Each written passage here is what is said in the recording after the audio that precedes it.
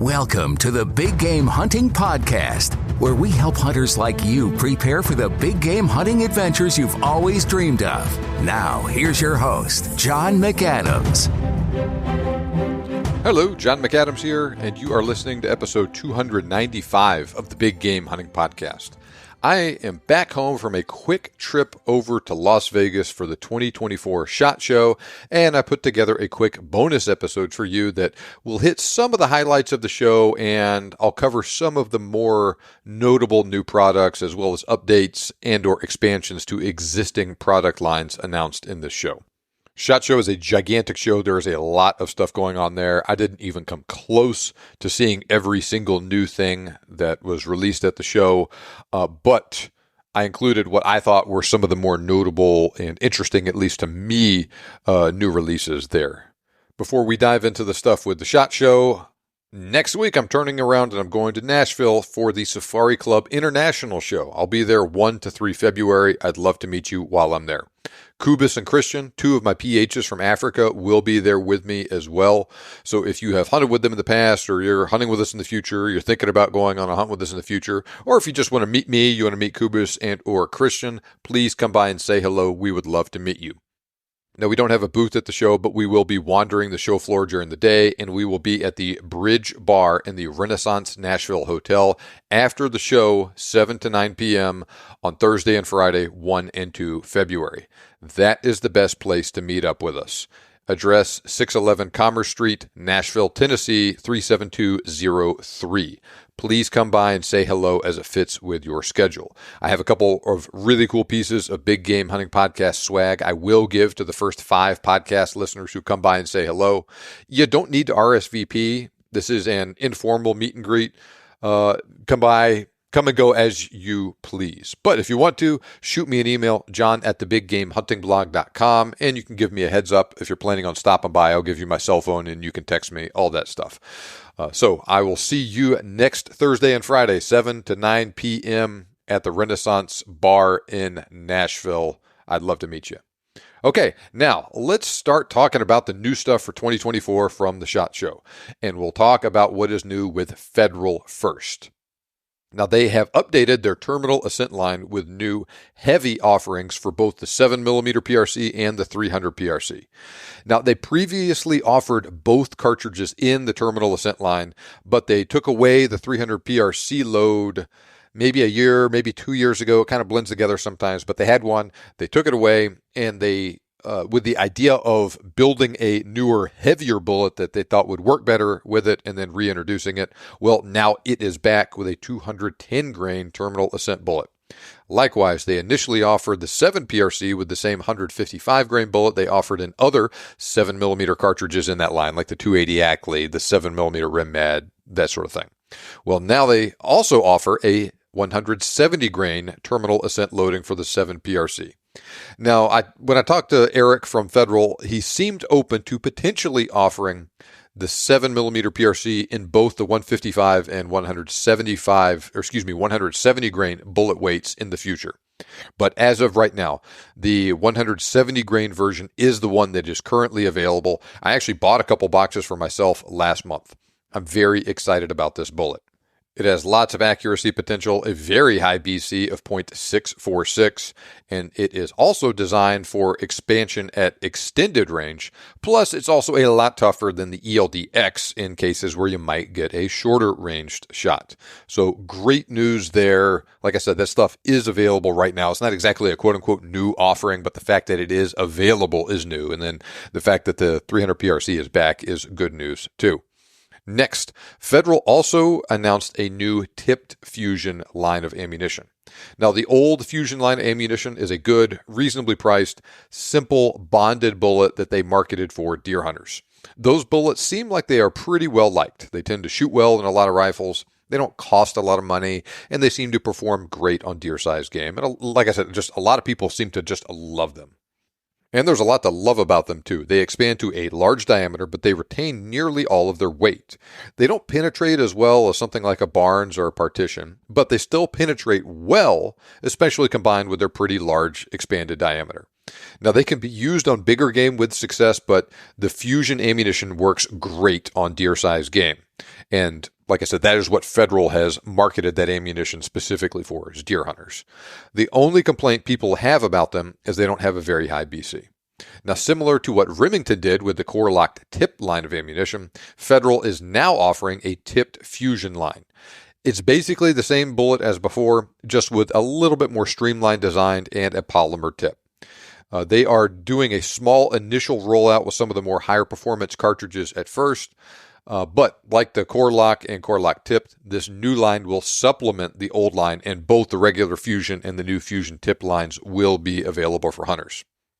As of right now, they're offering the Fusion tipped in 6.5 Creedmoor and 6.5 PRC, 140 grain bullets, 150 grain 270 offering, 175 grain 7mm Remington Magnum and 7mm PRC offerings, and 180 grain offerings for the 308, 30-06, and 300 Win Mag. Yes, you heard that right. That is another 7mm PRC factory ammo offering.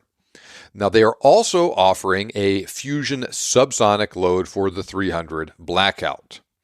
Now, like with the Hornady subsonic ammo, this Fusion subsonic ammunition offering for the 300 Blackout from Federal is now the second decent subsonic hunting ammo option for that cartridge. Now, there's lots of downsides to hunting with subsonic 300 Blackout in general, but this does appear to be another really good option that's going to be close to about as good as you can get with the performance constraints on a subsonic offering like that in terms of terminal performance and whatnot. So I'm going to test this stuff out, and I'm excited to check it out as well. Now, I mentioned the new Core-Lock tipped ammo earlier. Well, in that vein, Remington further expanded the Core-Lock tipped line with a new 175 grain 7mm PRC offering. They also rolled out a new monometal ammunition offering called their Premier Cut line, or CUT. That comes from CU being the copper on the periodic table and T for tipped. They will offer that new ammo in 6.5 Creedmoor, 6.5 PRC, 270, 708, 7 Rim Mag, 7mm PRC, 308, 30-06, and 300 Win Mag. Not a ton of details yet on this stuff, other than the fact that it is a lead-free, monometal copper alloy bullet, and that Remington advertises that there'll be a quote-unquote high BC bullet. I'm picturing something along the lines of the CX bullets from Hornady here, but only with Remington-specific twist on it. Now next, moving on from loaded ammo from Federal, I asked the guys point blank, what is the deal with terminal ascent component bullets? They want me to tell you, they hear you. Eric said that is one of the most common questions that he received at the Dallas Safari Club show and at the SHOT Show. What the heck is going on with component bullets in general, specifically the terminal ascent component bullets for hand loaders? Long story short, with the historic demand, they were barely able to keep up with their factory ammo demands with their bullet manufacturing, so that was where they were putting their priority. They're putting basically every single terminal ascent bullet they were making was going into a factory load of some sort. Now, this is a common trend I'm going to talk about more than once in this podcast, but long story short, seems like they're finally starting to catch up with demand and get where they want to be. They're not where they want to be yet, but they're getting closer to where they want to be with that stuff. And now that they are starting to catch up and get a handle on this stuff, they will be better positioned to provide components in general, but bullets in particular, to hand loaders. This applies to both the terminal ascent bullets and basically everything else that they make, to include primers. No guarantees on when we're going to start seeing this stuff again. Hopefully, things are going to start getting better later this year, and you're going to be able to buy those terminal ascent component bullets at Midway or Brownells or whatever. So I asked them, they hear you. We're not where we want to be yet, but we're getting there, and things are a lot better now than they were in 2021. Moving on from Federal, let's talk about what is new from Nosler. I have long felt that the 7mm PRC was just screaming to be used with the 175 grain Accubon long range from Nosler to provide a high BC hunting bullet that's quite a bit tougher than the ELDX. Well, the guys at Nosler apparently agreed with me, and they added the 7mm PRC to their trophy grade long range line, and they are now offering it with 175 grain Accubon long range. Great news there. And they made some minor expansions to some of their other existing product lines and whatnot, like they're adding some 6.5 Swede ammo to both their ballistic tip and E-tip lines, things like that. They're also now going to start making 7mm PRC brass, etc. Now, I talked to Zach about what the future might hold with Nosler. He said maybe they'll be adding some 300 PRC factory ammo in the future. Same thing with the 6.8 Western. He was non-committal on both of those things, and even if they do decide to move forward with either product, there's no telling exactly when that will happen. He did say that their two main priorities moving forward are filling back orders for ammunition and also doing a better job of providing components for hand loaders. Just like with Federal, this is really the case with everyone. Everyone's focus has been on providing factory ammo because demand has been so high. That has come at the expense of reloaders. Now that things are getting better on that side, you're going to start seeing more brass, bullets, stuff like that made available by these companies as they're able to devote some of their limited resources to doing both of those things.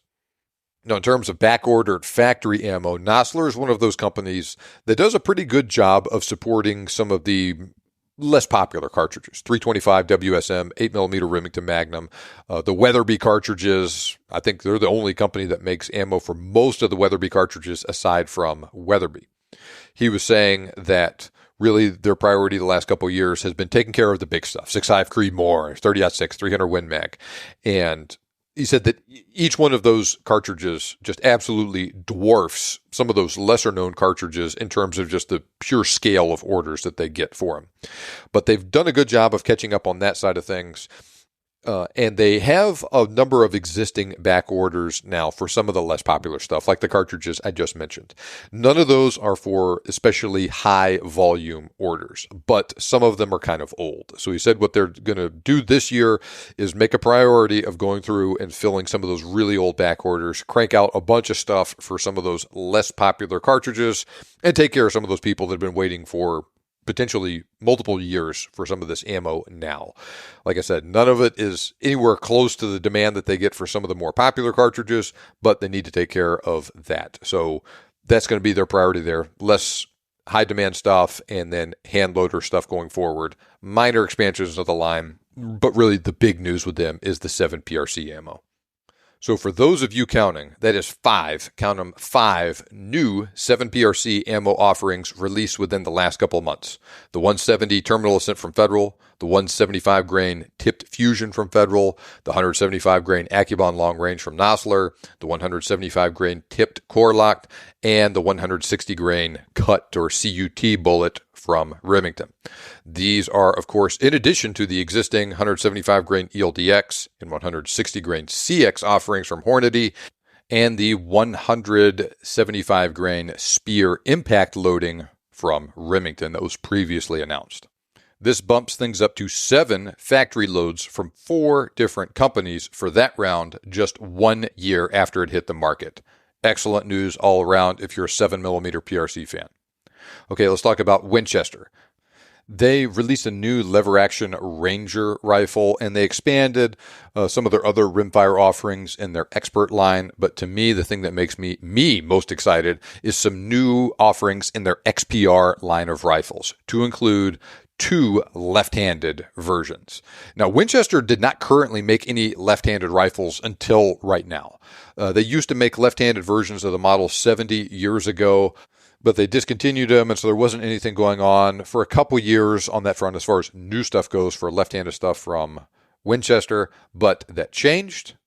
They now offer the base model XPR in a left-handed version in 308, 30-06, 300 Win Mag, 6.5 Creedmoor, 400 Legend, more about that cartridge here in a minute, and 450 Bushmaster. They also offer the True Timber Strata version of the XPR in a left-handed version in 350 Legend and 6.8 Western too. So great news there. If you're a left-handed hunter looking for a good rifle, the XPR is now on the list of things. That's a possibility for you. Now, I mentioned the 400 Legend a minute ago.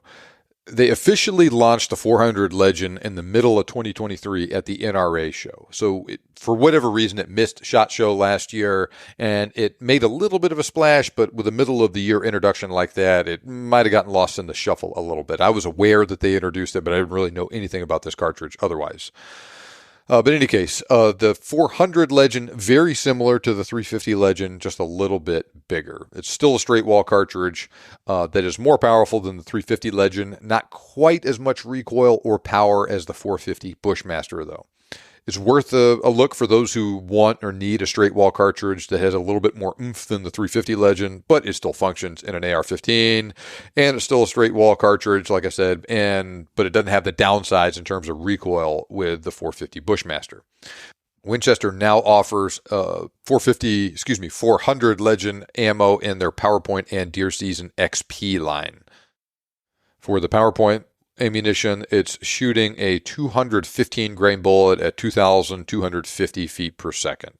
So like I said, more than the 350 Legend and almost on the level of the 450 Bushmaster. So great cartridge for the sort of thing that you would reasonably hunt game with either of those two cartridges.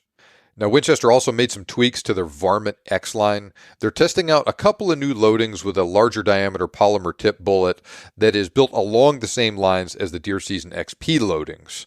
But the idea here is to make this ammo expand even more rapidly than was the case with the old Varmint X ammo. And once again, this is going to supplement the Varmint X line, and it's going to be, both loads are going to be available for the time being, and they're just going to see how things go with it. Now, going back to the 400 Legend, there's some good news on that front from Mossberg. Now, I'll say that I met Linda Powell for the first time in person at the SHOT Show. I've had multiple people email me after listening to her interview saying that she sounds like such a nice person, and she's probably the nicest sounding person I've ever had on the show. I can confirm she is as nice in person as she sounds on the podcast. Mossberg has a lot of new stuff coming out this year, mostly on the shotgun side. The big news that really excites me is they're making the Mossberg Patriot available in 400 Legend. Now, moving on to Leupold. Everybody's talking about the new updates to the Mark IV rifle scope, and that's all well and good, but doesn't excite me that much. It's more of a competition type scope. It's a crossover scope that you can use for competition and for hunting, but it leans more towards the competition side. Looks like a great scope. A lot of people are excited about it. I'm sure they're right. But the thing that I am excited about is an upcoming release of a new rangefinder that they have that has Bluetooth on it that will link with your phone. And when you laze a target, it will drop a pin on OnX Map on your phone and tell you the exact GPS location of that object that you just lased with it. Now, I know some other companies have made range-finding binoculars with that feature, but it's still kind of on the periphery of things, and it's not quite into the mainstream yet with the big optic companies like Leupold. This is their first dipping of their toe into that world. I'm very excited to see this. This is going to be a major step forward. A whole lot faster doing it this way, where you laze the target and it drops a pin on your OnX Maps on your phone, instead of having to shoot an azimuth to it, then ranging it and plotting it on your phone the old-fashioned way. This will be both much faster and more accurate. So if you're sitting up there on a glassing knob and you glass an elk 1,500 yards away, you'll know exactly where it is when you use this feature, and it'll help you plan your stock more appropriately. Now, Leupold, of course, released their new range-finding binoculars last year. Hopefully, the next shoe to drop is going to be them combining the range-finding binoculars with this point drop function that they just released on this new rangefinder. So, I don't know what the future holds with that, but I'm hoping in 2025, I'm going to be standing here telling you, look at these new range-finding binoculars from Leupold that also will drop the point on your map for you. So, great news there. Stay tuned. Now, another thing that a lot of people were really excited about at the show this year was the new Browning X-Bolt 2. Take that same Browning X-Bolt that everybody knows and loves, made a couple of adjustments to it. Made a few minor tweaks to the receiver and to the bolt itself, but the big news is with the stock. It has a comb adjustment now and an adjustable length of pull and a modular grip. You can switch back and forth between a sporter or a vertical grip on it, depending on what you like. They're also talking about putting a magazine attachment on it to allowing you to put a larger magazine. Some of those rifles only have a 2 or 3 round magazine for the Magnum or the Super Magnum cartridges. Well, with these, be able to extend that by a couple rounds, and they say that it will even be backwards compatible. Now, that's all great news. I'm excited to see what the future holds with the X-Bolt. once again, they're going to continue to offer the old X-Bolt and the new X-Bolt 2, and as they roll out more models of the X-Bolt 2, you may start to see some of the legacy regular X-Bolt stuff get discontinued, but as of right now, it's all still available. Of course, among other things, in the new X-Bolt 2 line, there is a suppressor-ready model with some shorter-barreled rifles in it in a couple different chamberings. Now, this trend towards making rifles with a little bit shorter barrels to accommodate the use of a suppressor, I think is going to continue to progress. We've seen more offerings from Browning along those lines, and we're also starting to see other companies do that too. Let's talk about Bergara in that vein. They have 4 new rifle models this year. First up is the MG Microlight. Now, I got to SHOT Show the night of the 22nd. I had a dinner with a bunch of other writers and influencers put on by Hornady and Horizon Firearms. So we'll talk about that dinner here in a second. But anyway, at that dinner, I remember there were a couple people talking about long-barreled rifles and this trend. We're starting to see away from that towards shorter barrels. And somebody, it might have been Joseph von Benedict, said that he was a little bit disappointed in Bergara rolling out their MG Light rifle last year, which is a pretty lightweight chassis rifle, but those offerings in it had longer barrels in it. Like the 300 Win Mag version of that rifle had a 24-inch barrel. And that's not super duper long, but it's pretty long. And he expressed his thoughts that that longer barrel kind of defeated what he thought was the primary purpose of a chassis lightweight rifle like that. Well, apparently other people felt the same way, to include the folks at Bergara, and they released the MG Microlight this year. A couple new models available for it in short action cartridges. So we got the 308, the 6.5 Creedmoor, and the 6.5 PRC. All have 18-inch long barrels, and those same chamberings in the regular MG Light they rolled out last year had 22-inch long barrels. Now, there's going to be possibly some other high-performance cartridges coming in the future with longer but still pretty short barrels for the MG Microlight. But this rifle I'm very excited about this. It has a folding stock. It packs down to a shockingly small and lightweight package, 5.8 pounds. Put a Banished Backcountry on this rifle, and the whole rifle is still a couple inches shorter than the old MG Light without a suppressor. Now, it's got that magnesium stock on it that helps make it pretty darn light. That stock is also adjustable for both length of pull and comb. Has a Cerakote finish on it, detachable AICS magazine, sub-MOA guarantee, pure carbon fiber barrel with an omnidirectional muzzle brake. I really like these Bergara muzzle brakes because it's really easy to take them off. You don't need a tool or anything. Just unscrew it with your hand, and you can put a thread protector on it if you don't want a muzzle brake at all, or you can easily replace it with a suppressor. Now, this rifle seems similar to, but not quite the same as, the chassis rifle Mark Helsing used on his sheep hunt that he talked to us about in episode 289. Now, the idea of a rifle like this is on a hardcore backcountry hunt like that, you're going to spend days and days and miles with that rifle on your back. So there's very definite benefits to using a very short and light rifle, especially one that you could fold the stock on and make it even shorter. And so it's not hanging up above your head and getting caught on things or any of that stuff. Very interesting step Bergara is taking in that direction here. MSRP, not cheap, $3,099, but this seems like an incredible rifle for those who want a pretty specialized piece of equipment like this. I'm very excited about this rifle. More to follow with it. Next up is Bergara's Crest Carbon rifle. This is basically the squared crest that Colin Russell and I talked about in episode 278, but this rifle has a carbon fiber barrel. It's lighter. Some of the offerings in it have a shorter barrel than the original crest, but in general, these are rifles with shorter barrel lengths too. Not quite as short as the MG Microlight I just talked about, but still pretty good. 20 inches for the 6.5 Creed, 308, 22 250, and 6.5 PRC, and then 22 inches for the 300 Win Mag and 7 PRC offerings. 6.2 pounds from the factory for most of those, also sub-MOA guarantee. Same muzzle brake I just described as on the MG Microlight. Also has a detachable AICS magazine. A little bit cheaper than the Microlight, MSRP $2,099. Another excellent all-around hunting rifle, especially for those who prioritize shorter and lighter setups. So once again, a great rifle. I think the Crest The squared crest, just the regular crest, is a great rifle. This is a little bit nicer and an even better rifle at a little bit higher price point. Now, next is the Bergara Sierra. Now, there are some left-handed models in this rifle line available too, and that's a new development from Bergara as well. So more good news for the lefties.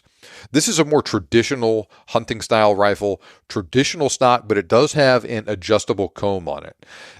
Has a hinged floor plate magazine instead of the detachable AICS magazine. 7.4 pounds is standard for this line of line of rifles. It has a chromoly steel barrel instead of the carbon fiber barrels those other two models have. But it also has the same omnidirectional muzzle brake I just described that I really like. 20-inch barrel for the 308, 6.5 Creedmoor, 6mm Creedmoor, 22-250, and the 6.5 PRC. 22-inch barrel for the 270, 30-06, 7 Rim Mag, 300 Win Mag, 7 PRC, and 300 PRC. Also has a sub-MOA guarantee. MSRP only $1,099. Now, next up is the Stoke rifle. Now, this rifle is designed for smaller statured shooters. It only has a 12.5-inch length to pull. It also has an adjustable stock with 3/4-inch spacers that you can use to further refine the length to pull to better fit the exact shooter that's shooting this rifle. Also got some shorter barrels here too. 16.5-inch long barrel for the 223, 300 Blackout, and 350 Legend versions of this rifle. 20-inch barrel for the 6.5 Creed, 308, 243, 22-250, 708, and 6.5 PRC. Also has a chromoly steel barrel. Does not have a brake though. This one does come with a thread protector. The 223, 350 Legend, 300 Blackout versions of this rifle use detachable AICS magazines. The other chamberings for this rifle have a hinged floor plate magazine. This rifle also has a sub-MOA guarantee, 6.0 pounds for weight, $899 MSRP. Take a hard look at this rifle for a youth or smaller statured hunter. Excellent quality rifle. Lots of stuff to love about Bergara. All those rifles have an accuracy guarantee. All are threaded 5H24 and have either an easily removable brake or a thread protector in case of the Stoke. The models that use detachable magazines use AICS style magazines, so they're interchangeable and they're not a proprietary Bergara magazine. Looks like all of these rifles continue to provide that great accuracy that we're all used to from Bergara, but are also much lighter than many of the legacy models. And in the case of these, we have a lot of shorter barreled options for hunters who want to use a suppressor and not have just a gigantic rifle. So going into the SHOT Show, a lot of people were really excited about this new stuff from Browning. That looks like a great rifle, and we'll talk about the Ruger American Gen 2. Also looks like a great rifle. Lots of people really excited about it. I'm more excited about this new stuff from Bergara than I am those other two. Not saying they're not good rifles or anything, or that you shouldn't be excited about them, but I think this Bergara stuff looks awesome. Well, I mentioned the Ruger American Gen 2. Let's talk about it because that was some of the other big news going on here.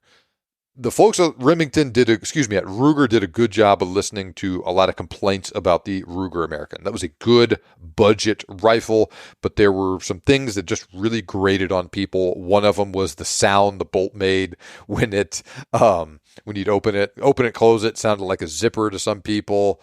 It had some reliability and feeding issues sometimes, maybe a little bit of binding in the bolt sometimes. Well, they went through this rifle and fixed basically all of those complaints that people had about the legacy Ruger American. They also added some new features too. It has an adjustable link to pull now, and it is also has an adjustable comb on these models. Fluted barrel now on most models of the Ruger American. Nothing over a 40 caliber though. So the 450 Bushmaster, they're also putting out some 400 Legend models of the rifle. Those will not have a fluted barrel because the barrels are all the same diameter. When you got a bigger hole in them, like those bigger cartridges, there's less room on the outside to do the fluting on them.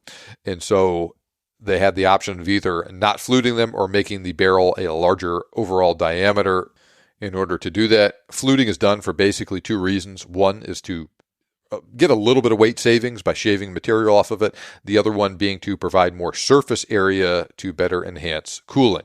Well, they thought that it would kind of defeat the purpose of fluting the barrel, at least in terms of weight savings, by making it larger in order to flute it. So that's why they did that. These rifles also have a new stock, like I mentioned, that was adjustable for length of pull, has that adjustable comb on it as well, also has a new magazine, also has a 3-position safety. So it's not exactly like the Hawkeye, or actually not like the Hawkeye safety at all. Doesn't have that Mauser style safety on it. Still has a tank safety like the other Ruger Americans, but being 3-position safety, you have all the way on fire, where you can open the bolt and fire the gun. In the middle, you can open the bolt and load it or unload it, but the gun will not fire. And then all the way to the rear is full safety. The bolt will lock and you cannot fire the gun. These rifles also come with a threaded barrel too. Most of them have a 5H24 thread on them, except for the really big or the smaller chamberings will have the half 28 for like the 223 versions and like the 450 Bushmaster. And I'll bet probably the 400 Legend versions are also going to have an unusual one too, probably that 11/16 thread pattern, but still pretty good. Okay, next we got some good stuff coming up from Silencer Central 2. Late in 2023, they released their Buck 30 by Banish. That is a very basic 30 caliber suppressor made out of aluminum, so it's heavier, but it's also pretty inexpensive too, or at least as inexpensive and as reasonably priced as suppressors get. $699 MSRP. It's not modular, or it's not user serviceable. It's not made out of titanium like most of the stuff in the Banish line is, but it's a lot cheaper. So that's a good good entry level for suppressor for someone that knows that they don't really care about something to go on a backcountry hunt. Bigger, heavier suppressor, something like that is not a big deal for them. They just want a pretty basic suppressor that works fine for hunting deer or something like that, and that's a good suppressor for them. They also released this year their new Banish Speed K suppressor. This suppressor is specifically designed for use on AR platforms. It's a flow-through suppressor, and it's also very short and compact. They're probably best for, say, high volume use, someone with an AR-15, something like that. Better probably than a Banish 223 for someone that wants to use that. It's not going to suppress sound as good as a Banish 223 would, but it is better optimized for use on an AR-15, and it's not going to cause as much blowback problems as, say, a Banish 223 would on a regular AR-15 like that. So I'm very intrigued by this suppressor. I have another podcast scheduled with Brandon Maddox to talk about their new stuff for 2024, so I'm sure we're going to talk about the Buck 30 and the Speed K in detail in that episode, so more to follow there. Okay, moving on from Silencer Central to Spartan Precision. They formally announced their new Springbok bipod at the show. They also have some other really cool new stuff coming soon. We will discuss this in more detail later this year. I also already have another podcast scheduled with Rob Gearing to talk about their new stuff for 2024. More to follow. From Christensen Arms, they released their new Evoke rifle. That's a completely new rifle, sub $900 rifle. It's really even less expensive than their Mesa.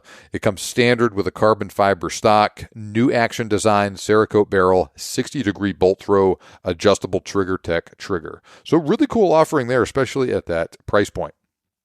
Hornady has a couple of interesting new products coming out this year too. Some just on the Hornady side, some partnership with another company. We'll talk about each of those here.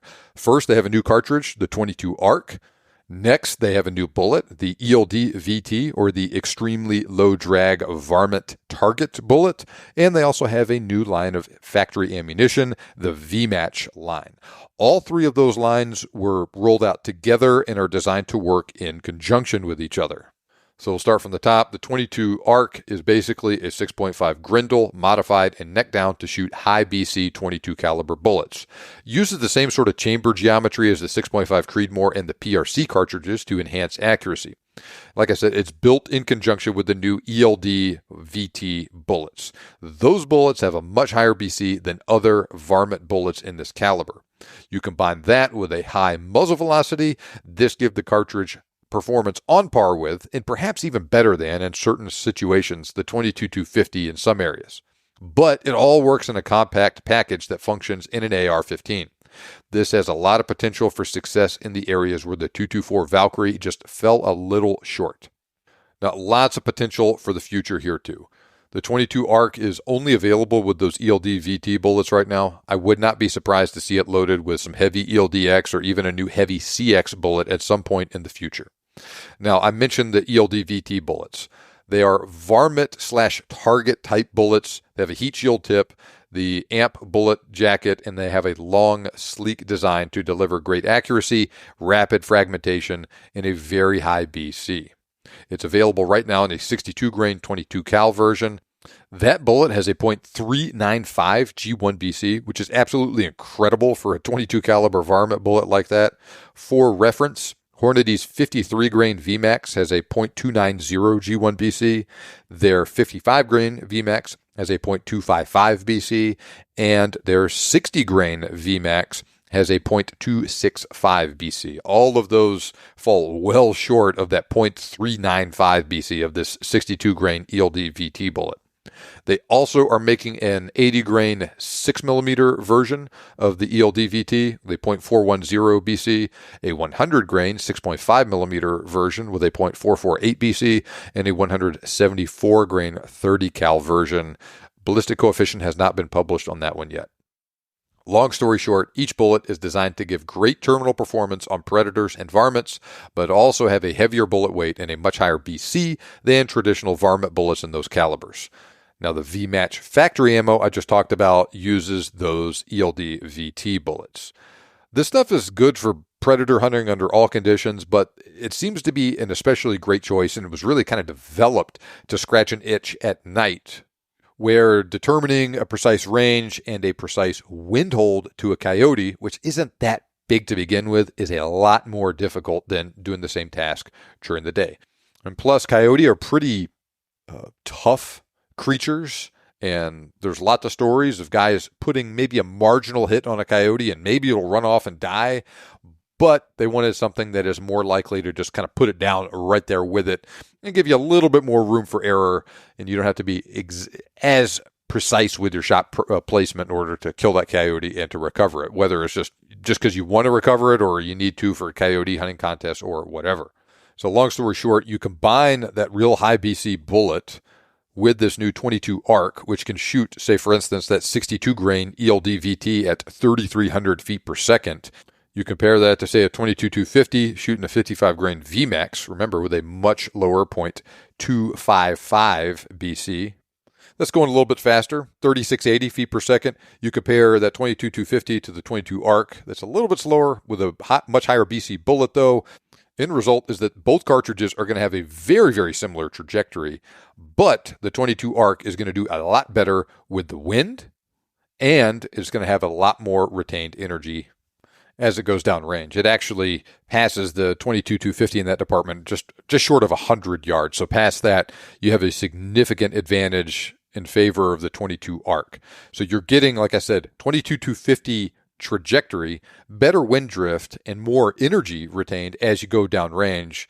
Plus, it all works in an AR-15 platform, and it just blows away, say, the old 223 Remington. Nothing wrong with it, but it's a much smaller and less powerful cartridge. And so if you want something that hits with a lot more authority on game and gives you that good flat trajectory and less wind deflection, those things are going to make it easier for you to hit your target. And like I said, it's going to hit with a lot more authority. That ELD VT bullet is designed to fragment very rapidly upon hitting a target, and that whole combination should be just absolutely devastating on thin-skinned game like a coyote like that. And this should be an amazing package put together for people that want or need that sort of performance. I'm strongly considering a dedicated podcast on the 22 ARC, so let me know if that's something that you might be interested in. Now, next we have another 22 cartridge, but this is one that is even more impressive than the 22 ARC. This is the 22 Creedmoor. It literally just received SAMI approval. Now, I'm probably going to be doing a dedicated podcast on this cartridge too, so I'll just give you the down and dirty on it right now. Long story short, just like you think, we have a 6.5 Creedmoor case neck down to 22 caliber and designed to use an 80 grain ELDX bullet, shoot that bullet at just under 3,300 feet per second. So it's shooting at about the same velocity as the 22 ARC, which is impressive, but instead of doing it with a 62 grain bullet, it's doing it with an 80 grain bullet. Hornady's making an ELD-X and an ELD match version, both in 80 grains, 0.485 BC. So as good as that 62 grain ELD VT is, this is even better. So you're combining that really fast muzzle velocity with a very heavy for caliber, very high BC for caliber bullet here. This one actually has an even flatter trajectory than that 22-250 with the VMAX bullet at going at 3,700 feet per second like that. So the 22 Creedmoor, super flat shooting, bucks the wind really well, and it retains a lot more energy than anything else in that power class downrange due to that combination of the very efficient bullet I just mentioned combined with that just hot, nasty speed. Amazing cartridge for use on varmints. This cartridge is even getting up there to being capable on deer-sized game.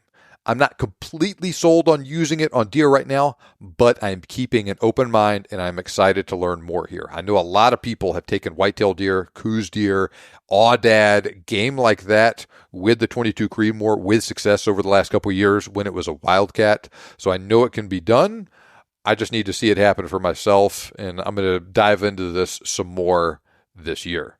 Now, the guys at Horizon Firearms did a lot of the legwork with this cartridge with some assistance from Hornady to get the 22 Creedmoor off the ground, get it SAMI approval. They are an exclusive distributor of ammo for the cartridge in the near future for the next year or two. More details forthcoming with all of this, but they make excellent rifles at Horizon Firearms. They're also going to be distributing that Hornady Precision Hunter and match ammo for it.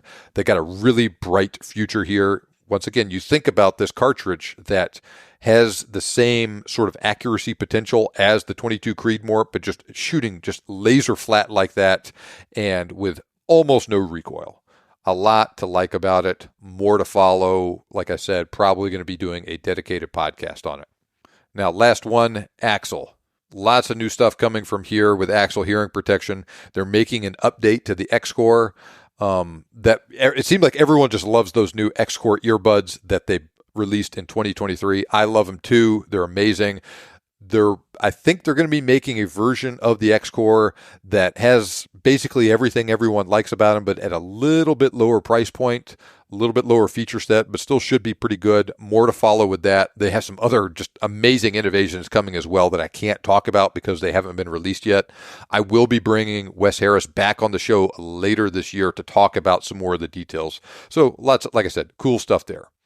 I really had a good time at the SHOT Show. I was in and out of town very quickly. I'm recording this on Thursday, and they still got the rest of today and Friday to go for the SHOT Show.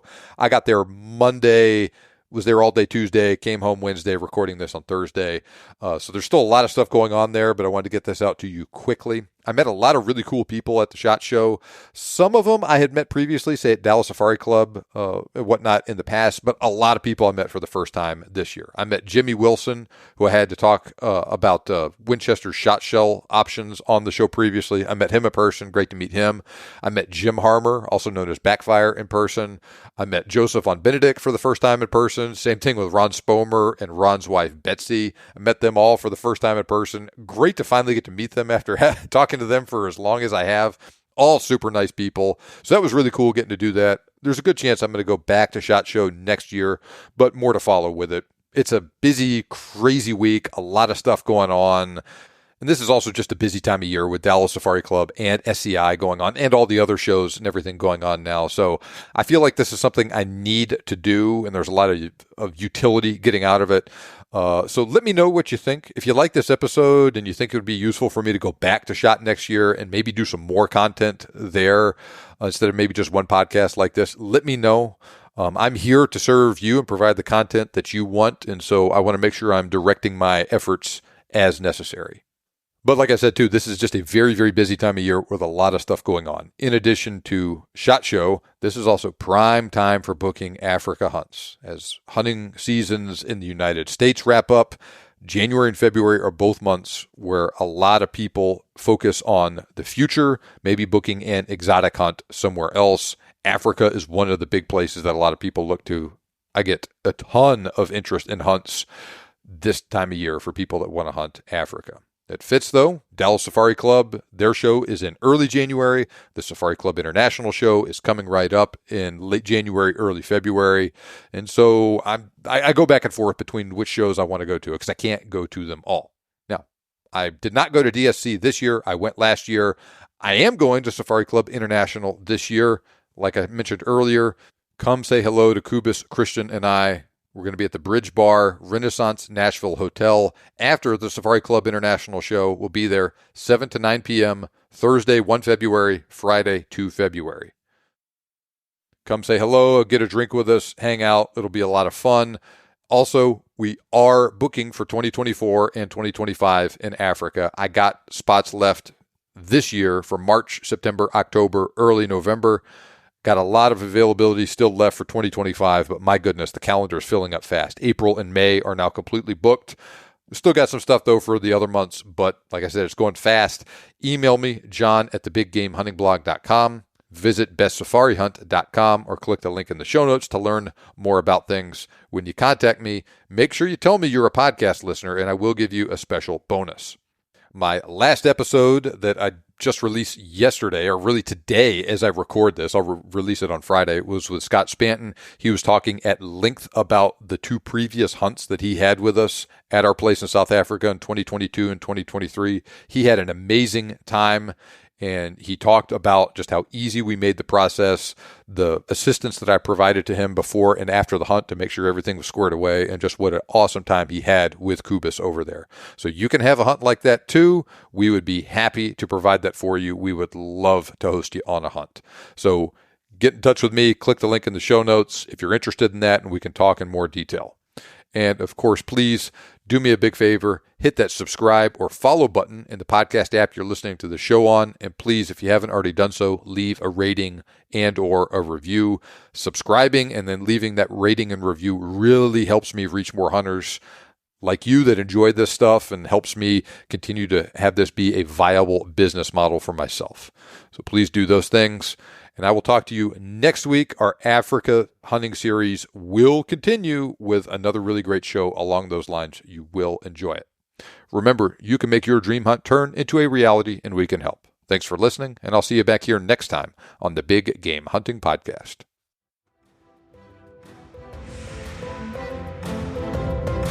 This show may be over, but we have plenty more for you on our website. For more information on today's topic, as well as lots of other useful hunting resources, head over to thebiggamehuntingblog.com. We look forward to having you back for the next episode. But until then, happy hunting.